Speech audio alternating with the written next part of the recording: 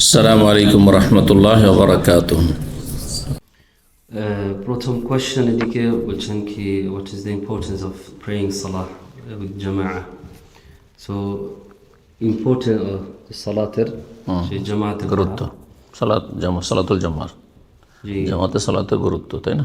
জি জি। আর বলছেন কি যদি কেউ লেজি থাকে সবসময় জামাতে সালাতে না পড়া। বিসমিল্লাহির রহমানির রহিম, আলহামদুলিল্লাহ ওয়াসসালাতু ওয়াসসালামু আলা রাসূলিল্লাহ ওয়া আলা আলিহি ওয়া সাহবিহি ওয়া মাওয়ালা, আম্মা বাদ। অনেক ভাই প্রশ্ন করেছেন যে সালাতুল জামাত সহকারে মসজিদে সালাত আদায় করার গুরুত্ব কতটুকু। পুরুষদের জন্য মসজিদে এসে 5 ওয়াক্ত সালাত আদায় করা সঠিক মতে ওয়াজিব, ফরজ, যদিও বিষয়টি মুখতালিফি, ইখতিলাফ আছে। শরীয়তের যত ফিকহি মাসলা মাসাইল রয়েছে দুই রকম রয়েছে, মুত্তাফাক আলাইহি আর মুখতালিফি। মুত্তাফাক আলাইহি মানে সর্বসম্মতিক্রমে একমত, যেমন 5 ওয়াক্ত সালাত ফরজ, এতে কোনো দ্বিমত আছে? কোনো দ্বিমত নেই। কিন্তু জামাত সহকারে পুরুষদের মসজিদে এসে সালাত আদায় করা ফরজ যদি মসজিদ থাকে আর আসা সম্ভব হয়, তো এই সালাতুল জামা ফরজ কার জন্য? পুরুষদের জন্য। এটি হচ্ছে সঠিক মত। বহু হাদিস রয়েছে, যেমন ফজিলত বর্ণনা করা হয়েছে জামাতে আসার, তেমনই শাস্তির কথা বর্ণনা করা হয়েছে যারা জামাতে আসে না। ফাওয়াইলুল লিল মুসাল্লিন, যেই সূরা মুখস্থ সেই সূরা দিয়ে দলিল পেশ করি, সূরায়ে মাউন। আল্লাহ বলছে সেই সব মুসল্লিদের জন্য জাহান্নাম, ওয়াইল মানে ওয়াইল নামক জাহান্নাম বা দুর্ভোগ, ধ্বংস, সর্বনাশ। নামাজ পড়ে সর্বনাশ। বেনামাজি তো আছেই, কিন্তু মুসল্লিদের জন্য আল্লাহ বলছে ফাওয়াইলুল লিল মুসাল্লিন, সেসব মুসল্লিদের জন্য সর্বনাশ। আল্লাযীনা হুম আন সলাতিহিম সাহুন, যারা তাদের নামাজ হতে গাফেল, নামাজ থেকে গাফেল, মানে এদিকে জামাজ হচ্ছে মসজিদে আর গাফেল উদাসীন হয়ে ঘুমিয়ে আছে বা বসে আছে বা খেলা দেখছে, তাদের জন্য জাহান্নাম। অথচ 5টা হয়তো নামাজ পড়ে। এটা যদি কন্টিনিউ হয় তাহলে অবশ্যই শাস্তি। মাঝে মধ্যে হইলেও গোনা, সেই জন্য পুরুষদেরকে জামাতে এসে সালাত পড়তে হবে। একমাত্র যদি অসুস্থ থাকে, প্রচণ্ড ক্লান্ত রয়েছে, সেই ক্ষেত্রগুলিতে হয়তো আল্লাহ ছাড় দেবেন। কিন্তু আপনি সুস্থ আছেন আর চলাফেরা করছেন, সব কাজ করে আসতে পারছেন, আর আপনি শুধু যাবেন না আর তাড়াতাড়ি ঘুমিয়ে যাবো সেই জন্য আমি নামাজটা পড়ে নিই না, এটা জায়েজ নয়, গুনার কাজ। হ্যাঁ, ইবনে মাসউদ রাদিয়াল্লাহু তাআলা এই মর্মে ইরশাদ বলছেন যে ওয়ালাউ সাল্লাইতুম ফি বুয়ুতিকুম কামা ইউসাল্লি হাযাল মুনাফিক আল মুতাখাল্লিফ, তোমরা যদি বাড়িতেই নামাজ পড়া শুরু করো যেমন এই মুনাফিকদের বদস্বভাব, যারা নামাজে পিছিয়ে থাকে, লা দালালতুম, তাহলে পথভ্রষ্ট হয়ে যাবে। তাহলে মসজিদে না আসা গোমরাহ হয়ে যাওয়ার, বেনামাজি হয়ে যাওয়ার, জাহান্নামে চলে যাওয়ার কারণ হতে পারে। বাকি মহিলাদের জন্য মসজিদে আসা আবশ্যক না। তারা যদি আসতে চায় তাহলে বাধা দেওয়া চলবে না। নবী সাল্লাল্লাহু আলাইহি ওয়াসাল্লাম ইমা আল্লাহ মাসাজিদ আল্লাহ ওয়া বুয়ুতুহুন্না খায়রুল লাহুন্না, কিন্তু তাদের বাড়ি তাদের জন্য বেশি বেটার, তাদের বাড়িতে সালাত পড়া বেশি উত্তম। জি, কিন্তু যদি আসতে চায়, জুমায় আসতে চায় অথবা রাতের সালাত এশা ফজর কোন সময় আসতে চায়, আর তাদের ফিতনা ফাসাদের আশঙ্কা না থাকে, কোনো অশান্তি কলহ না হয় পারিবারিক, তাহলে অনুমতি দেবেন। জি। একজন প্রশ্ন করছেন যে আমরা অনেক সময় বিপদে পড়ি, কিভাবে বুঝবো যে এটা আল্লাহ আমাকে পরীক্ষা করছেন নাকি আমাকে শাস্তি দিচ্ছে? জি, খুব ভালো প্রশ্ন। আমরা অনেক সময় বালা মুসিবত বিপদে পড়ি, তো কেমন করে বুঝবো এটি আল্লাহর আযাব শাস্তি নাকি এটি আল্লাহর পরীক্ষা? যদি আপনি ভালো মানুষ হন তো আপনার জন্য আল্লাহর পরীক্ষা। আর সাহিবুল বাইতে আদরা লেমাফি, বাড়িওয়ালা বাড়ি সম্পর্কে বেশি খবর রাখে। কি বুঝলেন? এটা আরবি প্রবাদ, মানে আপনি আপনার অবস্থা জানছেন, বায়োডাটা বেশি জানছেন যে আপনি পাপী না ভালো মানুষ। আপনার জীবনে যদি পাপ থাকে, সাবালক হওয়ার পর থেকে এমন বড় বড় পাপ রয়েছে, আর বিভিন্ন সময় আপনি ধাক্কা খাচ্ছেন, বালা মুসিবতে পড়ছেন আপনি, তাহলে জানতে হবে যে আযাব হইতে পারে। আর তওবা এখনও সুন্দর হয়নি, হয়তো তওবাও সুন্দর করেন, তওবা করেন তাহলে আল্লাহ মাফ করে দেবেন। মাফ করে দিলে দুনিয়াতে আল্লাহ আযাব দেবেন না। আর যদি দেখেন যে আমি তো ভালো মানুষ, আমি তো এরকম কোনো কাবিরা গোনা দেখছি না আমার জীবনে, আর যদি কোনো সময় হয়ে থাকে আমি খালেস অন্তর থেকে তওবা করেছি, একবার এমন তওবা করেছি যে আমার পাপ আর পাপীকে ঘৃণা করি না, এগুলো ধারে কাছেও নেই, তারপরে যদি বালা মুসিবত আসে তাহলে পরীক্ষা।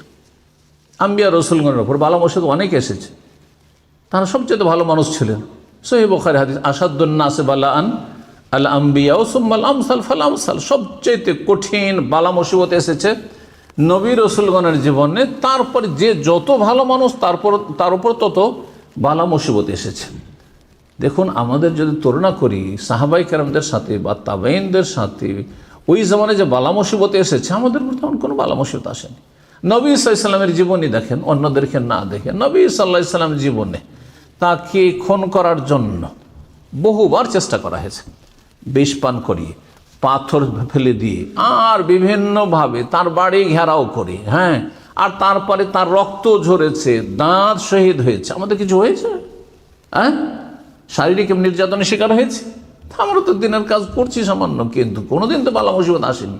কারণ আল্লাহ জানছেন যে আমাদের ঈমান এত দুর্বল যে এরকম বালা মুসিবত আসলে সব হাত পা ছেড়ে দেবো, কিচ্ছু করবো না, সব বাদ দেবো, হ্যাঁ, ঘরের কোণে চুরি পরে বসে যাবো।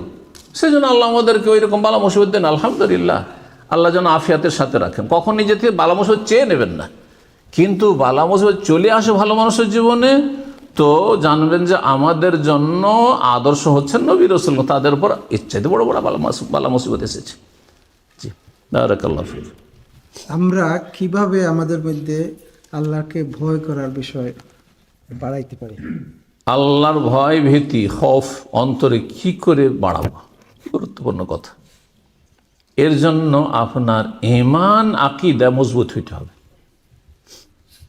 আপনার দুনিয়া কতদিনের জন্য, আপনার দুনিয়ার ক্ষেত্রে কেন বলতে হয় না যে কিভাবে ইনকাম সোর্স বাড়াবো?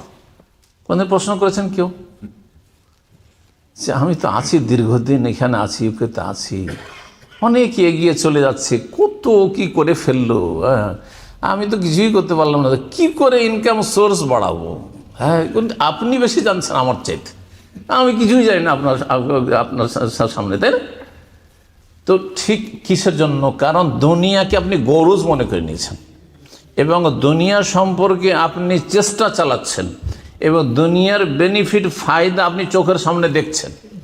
চোখের সামনে যা দেখছেন তার চাইতে বেশি বিশ্বাস করতে হবে চোখের আড়ালের আখিরাতকে, তাহলে আপনি মেহনতি হয়ে যাবেন। আপনি দুনিয়া আপনার কত দিনের, খুব বেশিও যদি হয় তো 60, 70, 80 বছর, আর 80 বছরের পরে যদি বেঁচে থাকেন তো ভালো হয়ে বেঁচে থাকতে পারবেন না, তো ওই না বেঁচে থাকাটাই বেশি ভালো, ঠিক না? চিন্তা তার জন্য কত মরিয়া কত মেহনত করছেন, সবাই করছেন আপন আপন জায়গা থেকে। এর চাইতে বেশি আপনাকে বিশ্বাস করতে হবে, অনেক অনেক গুণে আপনাকে ঈমান ইয়াকিন বাড়াইতে হবে, দৃঢ় বিশ্বাস বাড়াইতে হবে জান্নাতের উপর, জাহান্নামের উপর, তার পরকালের জীবন, স্থায়ী জগৎ, সেখানেই চিরকাল, সেখানকার শান্তি হচ্ছে আসল শান্তি। হ্যাঁ, সেখানকার শান্তি হারিয়ে যায় তো দুনিয়ার রাজত্ব কোনো কাজে আসবে না, ধন সম্পদ কোনো কাজে আসবে না। যেমন এখন বিশ্বাস করছেন যে এখনও আপনার ভালো করে জানছেন যে সূর্য ডুবেনি, গোটা দুনিয়ার মানুষ যদি আপনাকে বোঝাবার চেষ্টা করে যে না এখন রাত, বিশ্বাস করবেন না? বিশ্বাস করবেন না, চোখের সামনে দেখছি। এই চোখে দেখে যে কথা বিশ্বাস করছেন সেটার বিরুদ্ধে গোটা দুনিয়া চলে গেলে বিশ্বাস করবেন না। তার চাইতে বেশি বিশ্বাস করবেন আল্লাহ রব্বুল আলামিনের প্রতি, হ্যাঁ, আল্লাহর কিতাব আদেশ নিষেধের প্রতি, বিধানের প্রতি, এবং আখিরাতের প্রতি, এবং আখিরাতের যতগুলো স্তর রয়েছে পরকালের জীবনের প্রতি। তাহলে আপনার ঈমান আমল সুন্দর হয়ে যাবে, ঈমান আমল সুন্দর হয়ে যাবে। আপনার যখন বিশ্বাস হবে যে হাসর মাঠে হাজির হব, বিশ্বাস তো আছে বলছেন, কিন্তু কোথায় বিশ্বাস? আপনার জীবনটা প্রমাণ করবে। হাসরের মাঠে একজন মুসলিমের প্রথম হিসাব কিসের হয় বলুন তো দেখি? সালাত।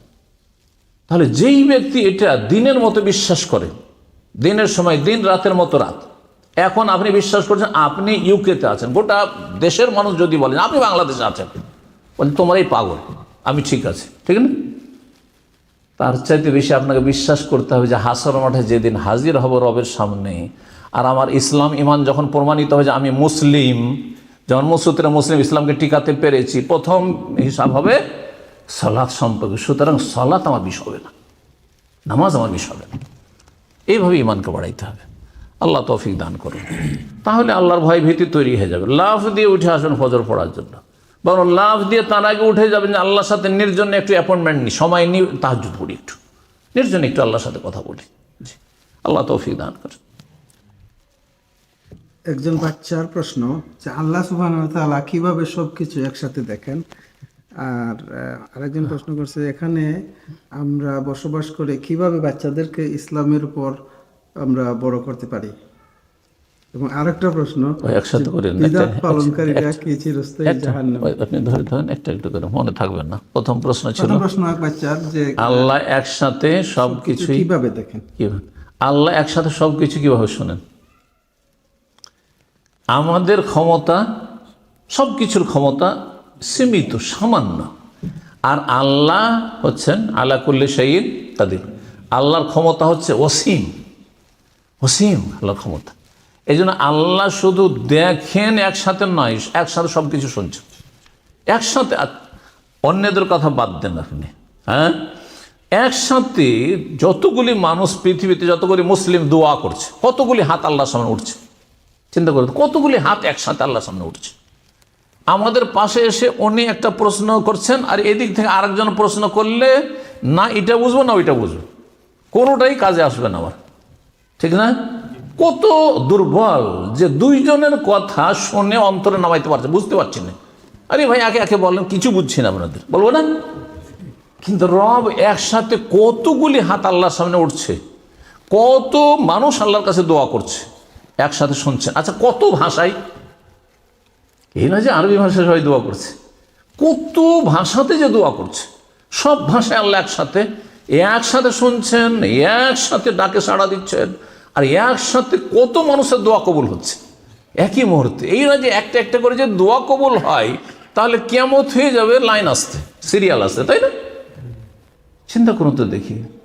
এই জন্য আল্লাহ রাব্বুল আলামিন সম্পর্কে এতটাই বলতে হবে যে আল্লাহ রাব্বুল সব কিছু অসীম। হ্যাঁ, আল্লাহ সামিউন, আমরা সামে, হ্যাঁ শুনি, আল্লাহ সর্বশ্রোতা। বাংলায় তর্জমা কি সামির কি করে? সব কিছুই শোনেন। আল্লাহ বাসিরুন, মানে সর্বত্র সব কিছুই দেখেন। খবীরুন, সব কিছুর সূক্ষ্ম খবর রাখেন। জি, আল্লাহ রাব্বুল আলামিন আল্লাহর যথাযোগ্য মর্যাদা দেওয়ার তৌফিক দান করেন। ওমা কাদারুল্লাহ হাক্কা কাদরিহি, যথাযোগ্য মর্যাদা হচ্ছে আল্লাহ সম্পর্কে জ্ঞান অর্জন করতে হবে বেশি, এবং সেই জ্ঞান অর্জন করে তা বিশ্বাস করতে হবে আর কাজে পরিণত করতে হবে। আল্লাহ তৌফিক দান করেন। 2 নম্বর প্রশ্ন ছিল এই দেশে আমরা ছেলে মেয়েদের কিভাবে মানুষ করব। প্রথম বলবো আনাকুমুল্লাহ, আল্লাহ সহজ করুন আপনাদের জন্য। এই দেশে কোন আজকাল মুসলিম দেশে ছেলে মেয়ে মানুষ করা যে কত মুশকিল হয়ে গেছে। হ্যাঁ, আমরা বুঝছি বা আমাদের আশেপাশের লোকেরা বুঝছে কত যে কষ্ট ছেলে মেয়েদের মানুষ করা। এটি আল্লাহর একটা পরীক্ষা, বড় পরীক্ষা। জি, আর সেটা যদি আবার প্রতিকূল অবস্থায়, আপনার যে অবস্থায় আছেন এই পরিবেশে, সেখানে আরও কত মুশকিল। তাহলে ফাত্তাকুল্লাহ মাস্তাতাতুম, এই ক্ষেত্রে যথাসাধ্য মানে কি, আপনার যতটা ক্ষমতা আছে আপনি চেষ্টা করে যান। 2টো কাজ করতে বলি, এর আগেও বলেছি, আমার মনে আছে যে এখানে এরকম ধরনের প্রশ্নগুলি অনেক হয়েছে, উত্তর দিয়েছি। দোয়া এবং দাওয়া, এ কথা আমি সব জায়গায় বলি, আমার নিজের ভাষা এটি। দোয়া এবং আল্লাহর কাছে দোয়া করা, কারণ আল্লাহ যদি সহজ করে দেন সব কিছু সহজ। আপনি যেমন সহজে ভালো হয়ে গেছেন, আপনার ছেলে আপনার চাইতে বেশি অ্যাডভান্স হয়ে যাবে। আল্লাহ যে দোয়া কবুল করেন, দোয়ার চেষ্টা করবেন, দোয়ার মেহনত। আর দাওয়ার মেহনত মানে ভালো কাজে উৎসাহিত করবেন, যতটা আপনার আইন কানুন সাথ দেয়, যতটা আপনি পারেন। ছোট ছেলেকে একরকম পারবেন, বড়োদেরকে আর একরকমভাবে পারবেন, যতটা পারেন আপনি সাথে নিয়ে মসজিদমুখী করেন, এভাবে চেষ্টা করে যান।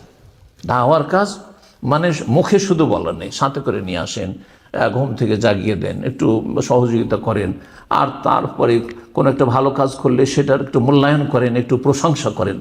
অনেক সময় নেগেটিভ করলে কাজ হয় না, কিন্তু পজিটিভ করেন সবসময়, ওতে হয়তো কাজ হবে।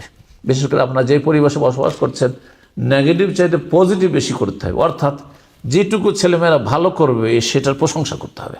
হ্যাঁ, সেটির মূল্যায়ন করতে হবে এবং এর জন্য যথেষ্ট জানছেন এই টেকনিকগুলো। আর তারপরে আল্লাহ রব্বের কাছে সাহায্য চাইতে হবে। আল্লাহ রব্বের তৌফিক দান করুন। জি, 3 নম্বর প্রশ্ন ছিল বেদাত পালনকারীরা কি চিরস্থায়ী জাহান্নামী? বেদাত যারা পালন করে, বেদাত 2 রকম, বেদাত মোকাফেরা আর গায়ের মোকাফের। অধিকাংশ বেদাতগুলি যেগুলো দেখতে পাচ্ছি আমাদের সমাজে, সেগুলি মানুষকে ফাসেক বানায়, কাফের বানিয়ে দেয় না। মিলাদের বেদাতে কাফের হয়ে যায় না কেউ, কিন্তু ফাসেক, গুনাহগার, বেদাতি। এইরকমই নিয়ত পড়ার বিদাত, আর তারপরে আপনার শবে বরাতের বিদাত, আর এই মরার নামে খাবার দাবার ভোজের বেদাত, এগুলিতে মানুষ ফাসেক গুনাহগার হয়, কিন্তু কাফের হয়ে যায় না, ইসলাম থেকে বেরিয়ে যায় না। কুফরির বেদাত কি? আল্লাহ আল্লাহ আল্লাহ নিরাকার, আল্লাহ সর্বত্র বিরাজমান, সব কিছুতে বিরাজমান, আল্লাহ টেবিলের তলেও, আল্লাহ কেন ওই কেন, আপনার ভিতরেও বাইরেও। এইগুলো হচ্ছে কুফরির বেদাত, বেদাতে মোকাফেরা। তখন স্থায়ী জাহান্নামী হবে, বুঝতে পারছেন না?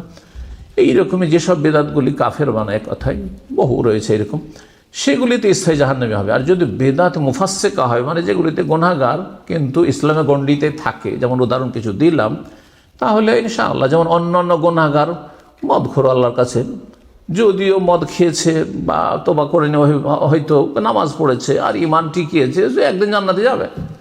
যে শুকরের গোস্ত খেয়েছে, সেও একদিন জান্নাতে যাবে যদি নামাজি হয় আর মুশরিক না হয়, নাস্তিক না হয়। তাহলে 5 ওয়াক্ত নামাজ পড়েছে, মুয়াহিদ মানুষ, কিন্তু হারাম খেয়ে নিয়েছে, সুদ খেয়েছে, ঘুষ খেয়েছে, শুকুর খেয়েছে, কুকুর খেয়েছে, জাহান্নামে যাবে, কিন্তু স্থায়ী জাহান্নামী হবে না। কথা বুঝতে পেরেছেন? ঠিক ওই রকমই এই বেদাতিরা স্থায়ী অস্থায়ী জাহান্নামী। আমার জাহান্নামের ওপর 10টি আলোচনা আছে ধারাবাহিক, তার মধ্যে শেষ দিকে 2-3টা আলোচনা রয়েছে, স্থায়ী জাহান্নামী একটি আর অস্থায়ী জাহান্নামী কারা, কিছু নজির তুলে ধরা হয়েছে।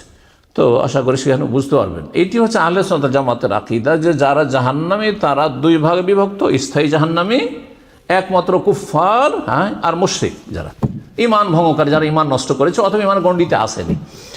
আর অস্থায়ী জাহান্নামী মুসলিম সমাজের পাপিষ্ট সমাজ। আর এ ভিন্ন যে মত, সেটা হচ্ছে খাওয়ারিজ আর মুতাজিলাদের মত, যে হয় জাহান্নাম না হয় জান্নাত। এটি গোমরাহ, এরা গোমরাহ পথভ্রষ্ট। জি, আসসালামু আলাইকুম। আমার প্রশ্ন হচ্ছে, আল্লাহর আসমা ও সিফাতের সাথে ব্যাপারে শিরক করা থেকে আমরা কিভাবে বাঁচতে পারি? আল্লাহর আসমা সিফাত মানে নাম গুণাবলীর ক্ষেত্রে শিরক করা থেকে কেমন করে বাঁচতে পারি, এই ক্ষেত্রে সাধারণ মানুষের জন্য একটা ফর্মুলা বলছি। আপনাদেরকে খুঁটিনাটি বিস্তারিত জানতে হবে, এটা তরিকা না।